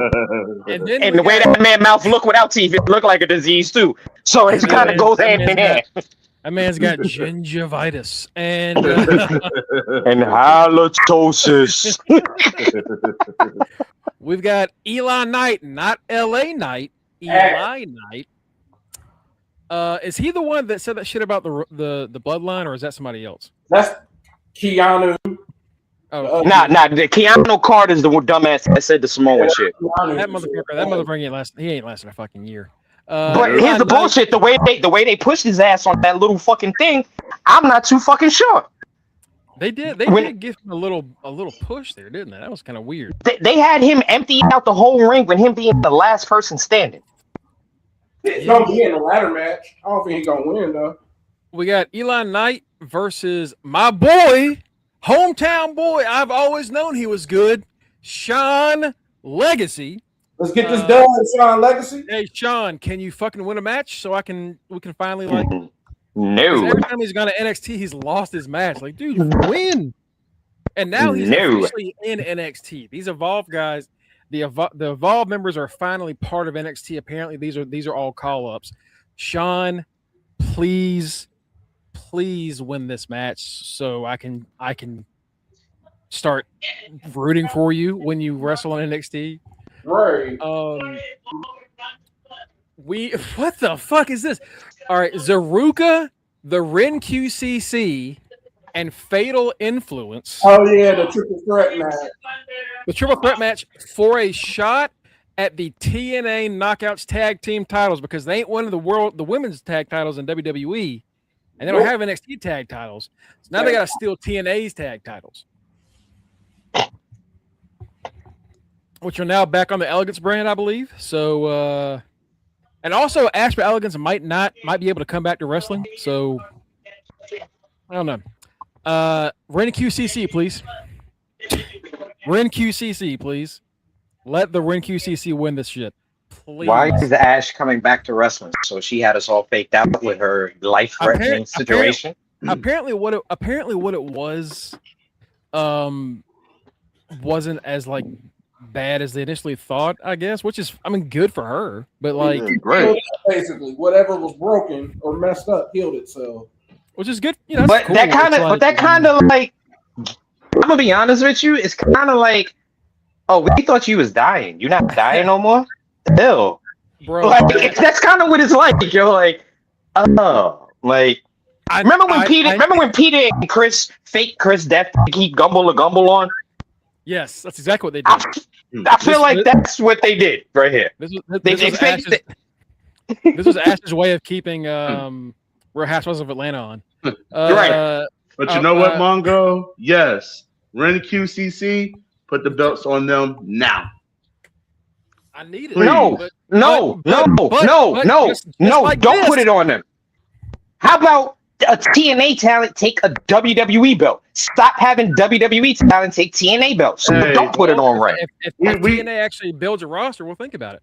But this We right know- here, we know we it's know going to be Carlos Zaruka. Silva. It's going to be Zaruka. It's going to be Zaruka because Hey. hey, they're the best tag team of 2025. Hey, So Carlos Silva sold his soul for AMC. He need to find a new damn. He need to sell that damn hat. Find a new one. I got a Right. hat. I got the hat I showed y'all last week. He can have that hat. How about that? He can have the fucking dad kiss hat. But yeah, Mike, the Ren QCC, I need it. Yes. It's genuinely one of the few things in NXT I'm still interested in is the Ren QCC. Yes. They're I funny, agree, brother. they're talented, kind of attractive. So like, just let it happen. Yep. Let it Yeah. happen. So speaking of attractive, I saw a clip Tatum has been doing this creepy girl look for so long that I forgot what she looked like as a normal girl. When she first showed up, yeah. When she first showed up and tagged with Ivy Miles to be part of Diamond Mine, I was like, oh, damn, Tatum is cute. I forgot that she was actually cute. She was just spooky cute before, but she's like legit cute. Okay, Tatum, not bad. Mm-hmm. Mm-hmm. That's like, yeah, Tatum. Well, I mean, I've been telling you that. Anyway, I'm gonna not say that. Ethan Page defends the NXT North American Championship against Elio LaFleur. LaFleur. Man, fuck that. Fuck That's that. that fake ass. That's that fake ass luchador, right? That sums it up. That's it. That's the French luchador. French luchador. Oh, Ran off the boom. board. Yeah. So I started Ethan Page, Matt. I started Ethan Page. Hey, if he loses this match, Matt, I'm You throwing should this have. That's microphone easy through a window. points. If he loses, I'll throw this microphone through a window. Like I Hey, will be furious. He's not losing to Matt LaFleur.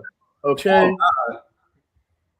They So shouldn't. those are easy points for you, Marco. I hope I fucking knock on wood. Shit. You know what? Hold on. I know how my powers work. Elio LaFleur, you got this, brother. You got it. I'm pulling for you, Elio LaFleur. That motherfucker gonna be. For you. He might be the male Maxine, just like Maxine beat Becky a couple weeks back. Or a few months back. I am a luchador. This shit sucks. That's NXT. That's the NXT preview. I asked y'all this last week, and I don't know who will be the next NXT champion. Do you think any of the names I said today, Shiloh Hill, Josh Briggs, Shawn Legacy, or Eli Knight, will be NXT champion? I'm putting my. I'm with Matt. I'm going with Shawn Legacy on this one. Like, okay, that's because you can't put it on Ethan again because Ethan's technically. I'm gonna be honest. Ethan's above the NXT championship at this point. Yeah, he is. It's time for him to go up. Let's be real. Right. It's definitely time for him to go up. Time for him to put that U.S. title on around his waist. For him to call it the Canadian title. Yes. Yep. You know, or give him the IC title since it is intercontinental. He's gonna be Lance Storm with a personality. That's what he's gonna be. Right. I will take it. I will take it. The Canadian Invasion with personality. You get him. You get Chelsea. Don't speak this into truth, please, because it feels like something that she would do. Ava costing Ethan the belt. I don't. My fucking fan, y'all. Raw is so close to finally doing something again. I really need. I was giving up again, and we're finally on a hot streak. I need this. I need it. Yo, I can't. Listen, I told Matt the other day. I said this is the closest fantasy has been since the first week of the first season. Yeah, man, we're close. It's a good lead. Like we might actually have a close game by Mania. Like shit, man. Right. Let's get into Raw. Raw was over in Dublin. Or was it Belfast? Ireland. Belfast. That ain't win. Shit. No. Right. But you know what was crazy though? That crowd thought it was gonna win. I don't know why. Right. They're drunk. No, they're idiots. I don't know. Like you gotta be. I didn't appreciate my mind. I don't appreciate the fact that they made Punk give Finn a rub as if Finn was a new guy and wasn't already a fucking champ several times over, as if he isn't already an established veteran. Punk gave him the rub like, you're gonna be like, he gave him the same rub Taker gave Jeff Hardy when Taker beat Jeff Hardy's ass. Yeah. And it's like, yo, Finn don't need this. Clearly he doesn't need this, considering the fact that the whole crowd is wishing that this man would win instead of you. Yeah, you're supposed to be the face, and every time you throw a fucking shot, the entire stadium is booing their asses off. Like, to your point, they made that shit. It was so dumb. Because in hindsight, it's like, why are you trying to big bro Finn Balor. Finn, Right. I don't even know. Which one of you shared that thing in our chat that was like Finn meeting a young CM Punk or something like that? Yeah. And Yeah. it's like that is weird. That is really weird. Raw starts off with Gunther coming out. So we said Cody was the first to declare for the Rumble on SmackDown, and we're less than 2 weeks away from the Rumble. And Raw, we're like, all right, we're gonna start piling in this shit. Gunther says he's gonna be in the Rumble. Gunther and Cody, of course, have Rumble history. Cody eliminated Gunther last in his first win at the Rumble, and then in the second Rumble, he was the second to last person eliminated. So Gunther and Cody are very much like Rumble rivals. So Maybe basically, one what it sounds like, Gunther needs to be winning this one, considering the fact that Gunther should win this and eliminate Cody last. That's what I would do. I would have him eliminate Cody last to win, and because they've set up a rival with him and Cody. That right now Gunther he's 0-3 because Cody beat him for that like Saudi Arabia ring. That bullshit. Yeah. So like Gunther needs to beat Cody at something. Like, fuck. AJ Styles comes out and calls him a bitch because he tapped out last week. Wants a rematch, and Gunther says, "All right, we'll have a rematch if you put your career on the line." Oh, and we're like, God damn it, already. We're already putting AJ Styles on the line. But doesn't that negate Gunther being in the Rumble? Because isn't that match supposed to happen at Rumble? AJ Styles versus Gunther, career versus. It's not Gunther's not putting his career on. Yeah. He can do both. Yeah, he could join the Rumble still. Like it happens all the time where people that are in matches and then at that night go on to be in the Rumble. Like that. Then that definitely means that Gunther ain't winning. That's what I think. No, I think Gunther loses to AJ and then wins the Rumble. That's my pick. That's how I think it's going to happen. I think it might have been Saraki that said that to me. Somebody told me that. Somebody sent me a message like, I think it's going to be Gunther losing to AJ, and then he wins the Rumble. And I'm like, I'm stealing that because that's probably correct. Cody's ass. Probably right. So yeah, later on in the night, AJ's like, yeah, I'm gonna call my wife, and that's the first time we've heard of Wendy since like the Samoa Joe incident. And then Wendy, I need Gunther to be like, call your wife Wendy, tell her you'll get to be home for the rest of your life. Why'd I go French? I can't do a German accent, I guess. Right. Why did you go M. Bison?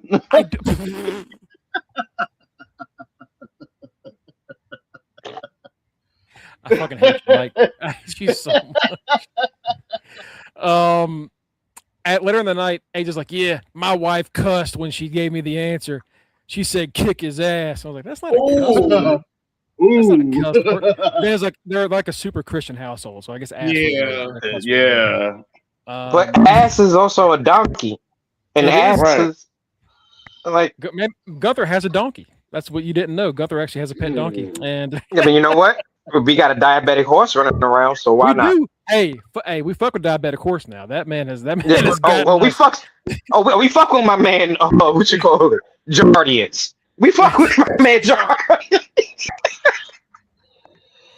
Galloping Jardians. Yeah, that guy rules. That guy's sick. Right. We fuck with Jardians. You know what I mean? We fuck with him. So the Women's Intercontinental Championship, Maxine Dupree challenging Becky Lynch. My man Freestyle Libre. Before this match, Maxine runs into Natalya, and everyone that was watching that's going, all right, Natalya's turning heel and costing Maxine the match.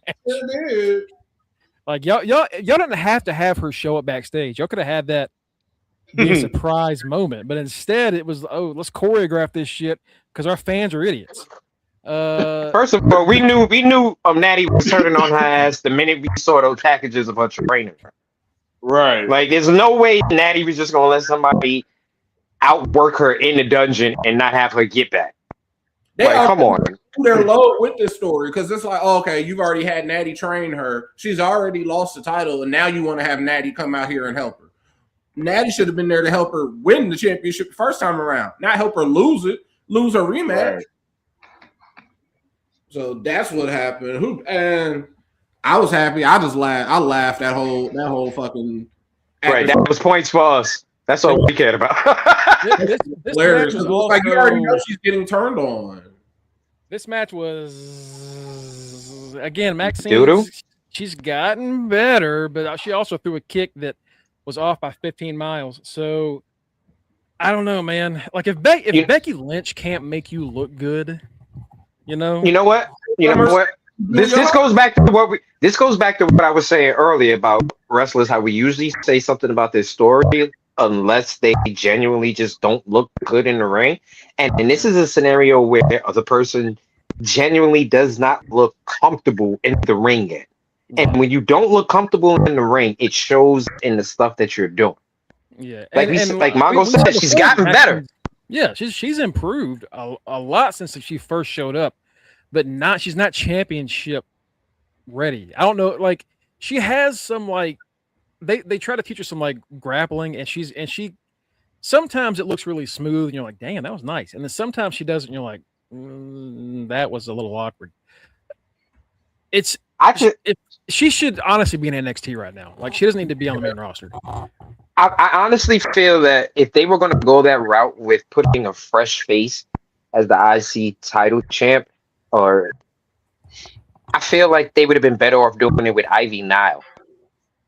At least in ring, Ivy is a little bit more comfortable and believable in the ring as a little muscle bound person that's going to flip you and then bend you like a pretzel. I can believe her twisting Becky up like a pretzel, making Becky tap out. I can believe that shit because she got a neck like a pit bull. So I believe it. Ivy Lyra, Ivy Roxanne, you know, like Ivy's not as, you know, she's pretty solid. I'm about to hop off, guys. I'll talk to y'all. That's cool, brother. All right, brother. Have a good one, brother. All right, y'all.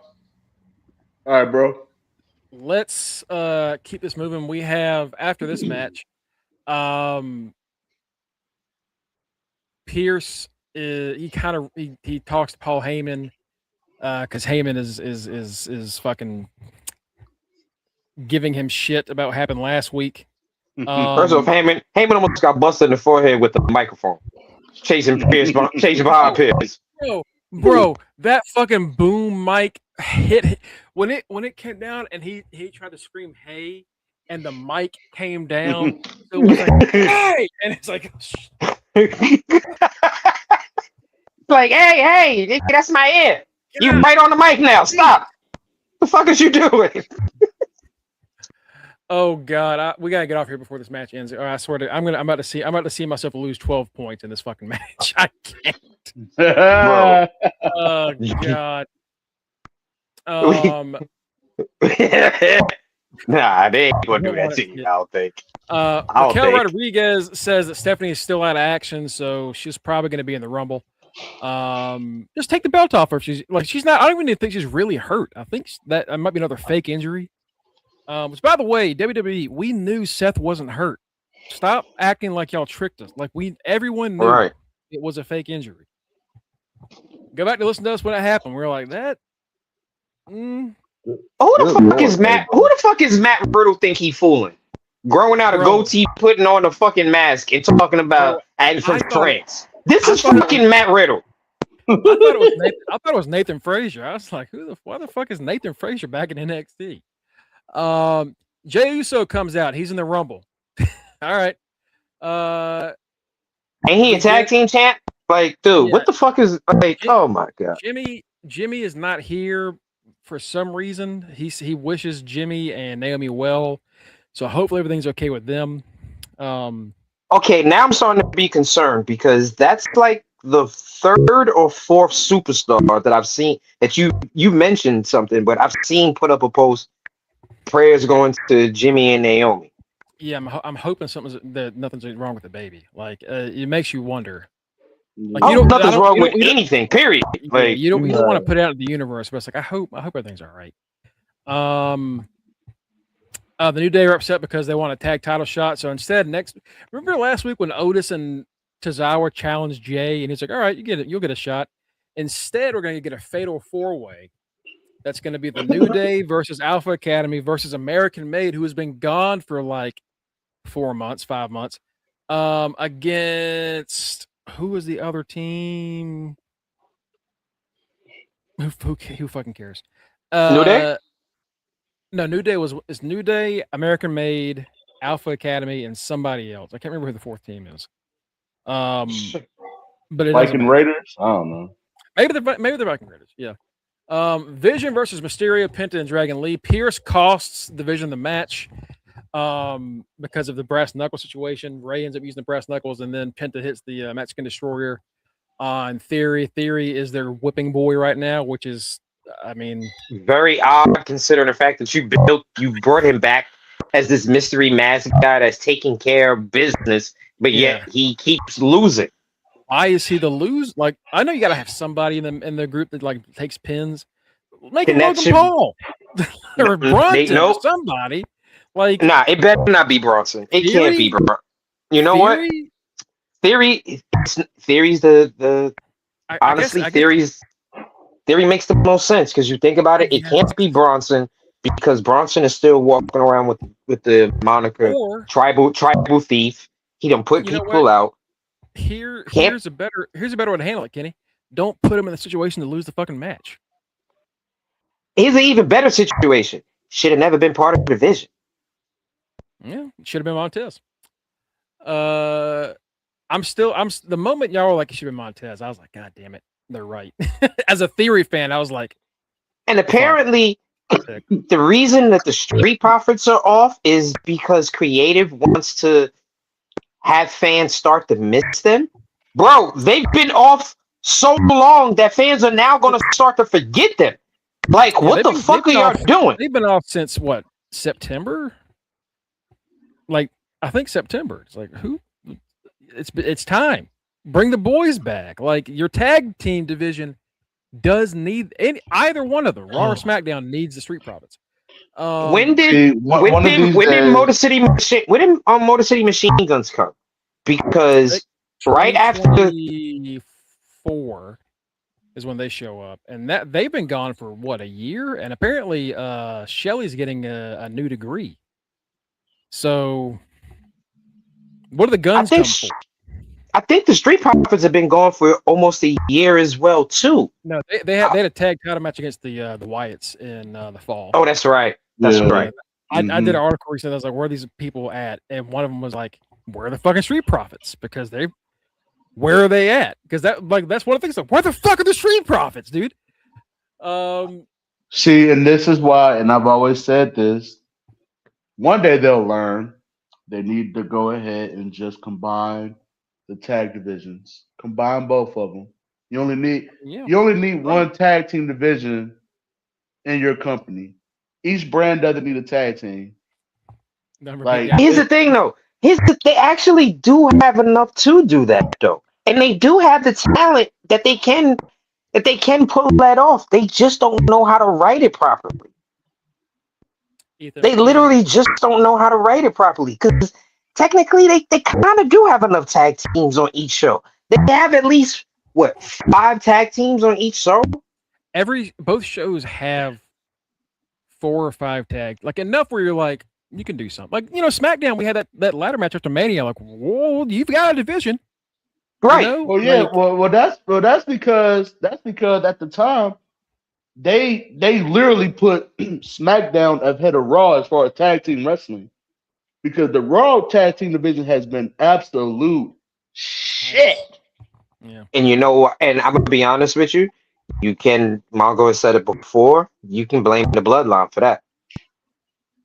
Yeah. The Bloodline having those belts killed it. Yeah. And especially since the Bloodline was the focus of topic for 3 years in WWE, and the Usos have and always will be, even though they're on Raw right now, those dudes is always going to be SmackDown.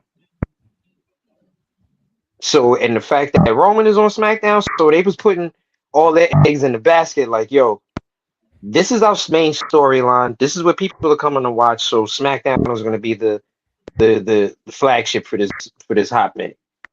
Yeah. So that's what that is. Rhea Ripley and Io Sky said that they're going to be in the Royal Rumble. They're the first women to announce that they're in the Rumble. Liv Morgan and Roxanne Perez come out, and they're also going to be the Rumble. They're also challenging for the tag titles this Saturday at Saturday Night's Main Event. Put them on the fucking Judgment Day, I guess. Like I don't. Rhea and Io don't need. Now that's a division you can combine. Yeah, The women's tag. and it basically already is. It's just that those belts really just stay on Raw. Like they really don't. Like they were on Alexa and Charlotte for a little bit, but outside of that, they're Raw titles. Like why They do need to have be on. Raw teams fight? Like do Raw and SmackDown. Fucking go and NXT. Go fucking around the entire company. But right now, Here's it's the been like thing. Raw. Outside of Charlotte and Alexa, it's Raw.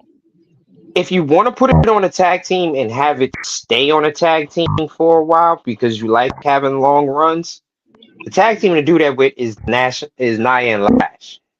Yeah. Oh my god. Because basically, yeah. those are your two. Right. Those are your two powerhouses, and you have them dominate every single brand until you finally build up a team good enough. Even if they don't have to be bigger than them, but they do have to have enough momentum behind them for us to say, okay, they could win. I'm terrified of this again. Do you remember when like we had the first live -6 when like me and the boys went to SmackDown? Yeah. We're about to have the first live that's on camera -6 happen to me, -12 happened to me. I'm gonna be very upset. bro. That's actually when your breathing problem started. It wasn't COVID. It was that. Yeah, that killed it. That did kill a part of me. You're correct.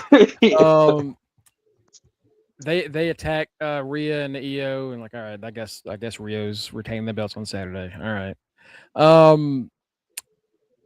Javon Evans and El Grande Americano. It ends during the commercial break because something happens to Javon, and we really don't know what happened. Apparently, it's a shoulder. Well, apparently not. They don't know what it like. They thought it was like at first they thought it was his shoulder, and then he was in concussion protocol yesterday after the show. So then it was is he concussed? But sounds like a stinger. But it might have been. But he's fine apparently. Thank God. Javon is not injured, and I'm glad that instead of trying to push on, they just kind of stopped the match instead. But my God, man, like I was talking to you about it when it first happened. Like how many shoulder injuries? Because at first, like you said, it looked like a shoulder injury. We were told it was a shoulder injury, and that was like 9 shoulder injuries in the past year. What the fuck? Oh shit! God damn, Ethan. Hey, please tell me he killed him. No, but you see it if you're watching it. He didn't kill him. It's on. If this shit happens, I'm gonna be upset. No, Mongo's gonna be upset. No, I'm talking about the kick that Ethan just kicked that motherfucker with. I'll say this: the kid he's all right. I don't. Why is this his first match? Why is he that fucking pale? We'll get another preview for Jimmy.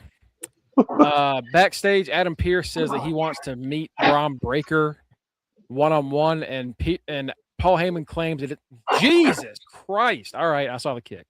God damn. Paul Heyman says that it's because of a phone call he got, whatever the fuck that means. And Pearce says, no, I just want to meet the guy man to man and try to squash this. We'll see what happens. Kabuki Warriors are Asuka's upset and kind of tells Kairi that she gets one more chance to do something at the Rumble, and if she doesn't, then she's gonna have to punish her. So nice. What happens there? We're excited about CM Punk and Finn Balor. This match is awesome. This match is really great. I'll be honest with you. We knew who was gonna win. But Balor and Punk had a great fucking match. This ruled. This is a great TV title match. I feel that this would have been a better match if the champ and the challenger were reversed. God, gee, you see him drop kick this motherfucker out of yeah, he's kicking. He's literally kicking the shit out of this little French dude. Ethan, what did it do to you, man? Jesus Christ. It makes me worried that it's because he's going to beat him. It's like, if he's going to beat me, I'm going to kick his ass. Nah, He ain't winning. The- Nope. Nah, you safe, Mongo. You good. I think you're right, Kenny. I think if Balor was champion here, it would first off, you would think, oh, he could lose. It could we have a title swap, and also the fans would have been as hot as the fans were for this. The fans would have been even hotter. Also, I hate that Matt missed us talking about this. Balor comes out with his fucking classic theme song. Yes, sir. Oh my god. Yes, sir. Bro. Matt said he's back. I said he's not fully back until we see the panties. Once he throws on the panties, then we know we getting full Man. Finn Balor back. Panties Balor with his dick hanging out. Mongo, you don't have to sweat anymore. You didn't lose any points, brother. You didn't lose any points. Thank God. He won. I'm gonna find out in a minute and a half that Kenny's lying to me. No, I'm not. I'm not. But yeah, no, this match was awesome. After the match, Balor and Punk shake hands and embrace each other. Like, is this like a slow face turn for Finn Balor? Are we gonna break up the Judgment Day with Balor being the face? That's what they've been pointing at for the longest too. That Balor was going to turn face again. There it is. But the other part of this is, like I said, why was Punk giving Finn the rub? Like, I'm gonna go over to you, put my hand out, and pull you up and whisper in your ear. You know, it's going to be your time soon. You got this, kid. It's coming. It's like, kid, I'm 2 years older than you. First of all, bitch, I was the very first Universal Champion. Okay, bitch? Like, fuck you. I've been champ, all right? And I've held a belt that you've never even had, but yet your creepy ass is always around it. The NXT belt. Good Cookie says Finn's still fine as hell. Of course. That's Cookies you never surprise me. Wait. How old is Punk? No, Punk's a few years older than Finn. But Punk's like 48, I think, and Balor's like 43, 44. Balor's my age. Balor's exactly my age. 44. But like Punk looks like he's 10 years older than Finn Balor. Like, I don't know why he is so old looking. Because that motherfucker's been a liar this entire time. You know he's on drugs. And Mongo, you know what the other part of that is, right? You could tell CM Punk has been in the fucking sun so long that his skin, that the motherfucking skin is turning into leather. CM Punk skin. Finn Balor don't fucking tan. Finn Balor is just right. And Finn remember Sheamus told Finn to eat a donut. That's the crazy part. Is Finn does not have cheat days, but he smokes weed. It's like, what the fuck do you do when you get the munchies, bro? What are you eating? What do you do? Rice cakes. This motherfucker's eating rice cakes. Did y'all see the video of that girl that was like, you can make chips. fake fried chicken with like rice paper around a fake bone? It's like, if you ever. I saw that bullshit. I beg your pardon, Mike. I'll send it to you, bro. It is, Mike, there's a video. There's this video of this woman. I'm not gonna say what she is. There's a video of this woman. You know what she is. Yeah. Who I know. Yeah. made a fake chicken by taking rice paper, shaping it into a bone, and then taking other rice paper and wrapping it around so it looks like a drumstick, and then fried the bitch. People are losers. I'm letting you know this right now, UTR. I would actually I'd go to jail. I would go to prison. If anybody ever sees me and gives me some shit like that, don't ever consider yourself a fan, and don't consider yourself that you know me, because I promise you, I hit hard.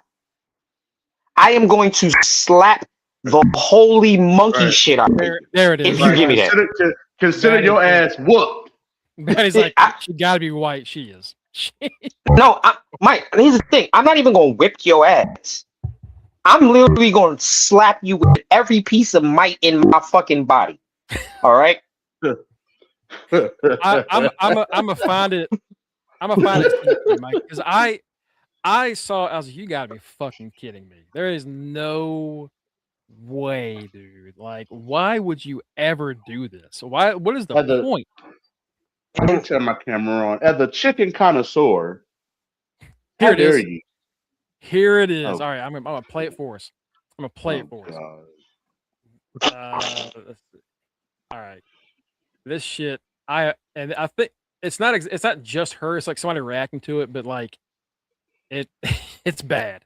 It is one of the. It is I look. I'm just looking at the video. Pause right now, and it's like I would. And the thing about it is, I know people who are vegans and who eat vegan food, and I've tasted some vegan food that's tasted real good, but they ain't never done no diabolical shit like this where they know they can get fucked up. Dude, vegan food is good if you know how to cook. Like vegan, like I have like there's like some curry you can have that's good. There's somebody I know that makes some great fucking like vegan curry and shit. Like I've had like vegan burgers that are like spicy like fucking patties. Like it's good. It's not a burger, but it's good. This. I was 8 years old when I realized you can make fried chicken out of rice. You see it? Look at that. Look at that. Your rice paper in chicken broth. Look at wrap that. it around fake Look at that. bones. Dip in Look at that. flour and fry until golden. These are Look at perfect that. to make if you're Trying to And she had the nerve to season the motherfucker. Turn it off. Turn it off. Turn it off. Turn it off. Please. Did you see that, Mike? Did you see that shit? She seasoned and fried loose leaf paper.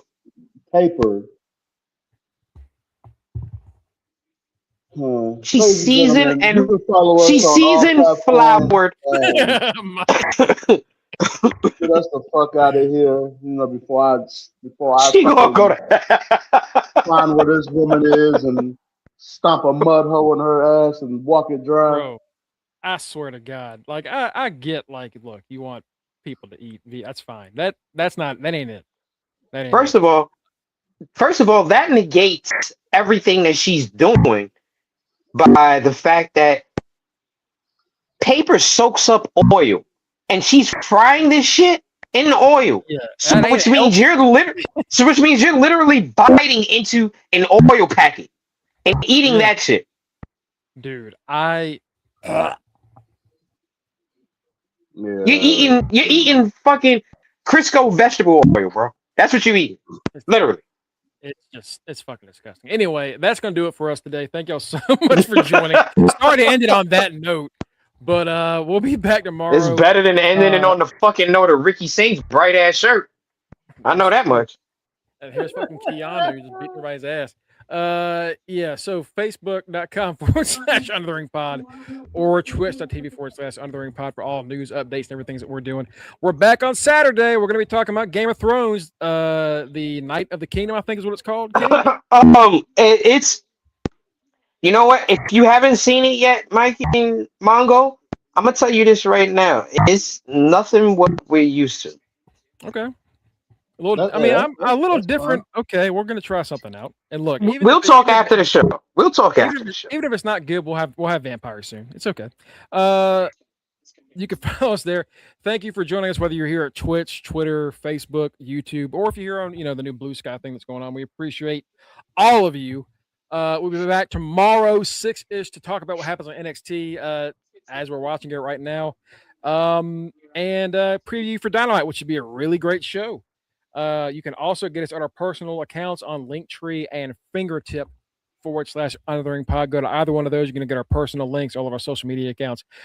You can find me, your reigning still Reggie Simpson Memorial Predictions Champion, the breathless King himself, Mongo, at Greg Bush SK on Twitter, and just Greg Bush on Blue Sky. Speaking of champions, you can also find the reigning, defending, the Brainiac, the Are You Fucking Serious Wrestling Trivia Champion, Kenny, a.k.a. Kit the Rich Dick Fairbanks, at Rock Ribs 44. Because I'm the topic. Kenny Rivers. You can also he ain't a champion, but he is the main event. Mike Ciampa at Mr. Freshbeard. With his Sabu pose. There, since he left, he doesn't get the special thing. You can get our reigning forever Intercontinental Champion Matty Reigns at the right answer. You don't get it, so fuck you. About time. About time. You also got our boy Tito at Border Maliente, our street team captain, and our good friend Justin D. Baxley. Folks, have a fantastic Tuesday night. Thank you so much for sticking with us through all this. It was a long show, but we know that y'all love us and we love you too. We'll see you tomorrow. Be safe. Be careful. Do the bell. Hey, through the dawn, y'all. Hey, see y'all tomorrow. Through the dawn. Boom goes dynamite. Through the dawn. Watch NXT. Through the dawn. Say one, bitch. Through the dawn. Peace.